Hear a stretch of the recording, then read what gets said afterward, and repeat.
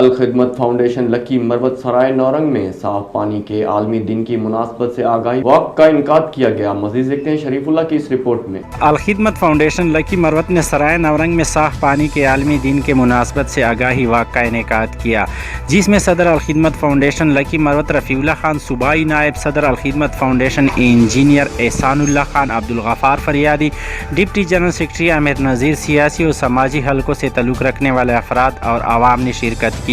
Walk کے بعد media کے نمائندوں سے بات چیت کرتے ہوئے انجینئر احسان اللہ خان نے کہا ہے کہ دنیا کی بڑھتی ہوئی آبادی اور آلودگی نے پانی کی اہمیت اور بھی بڑھا دی ہے، اس لیے ہمیں چاہیے کہ پانی کو ضائع ہونے سے بچایا جائے۔ آج پوری دنیا میں کلین واٹر ڈے کے حوالے سے لوگوں میں آگاہی اور شعور پیدا کرنے کے لیے جہاں سرائے نورنگ میں بھی ہم نے الخدمت فاؤنڈیشن پاکستان کے قواعد و ضوابط کے مطابق ہم مارچ کر رہے ہیں۔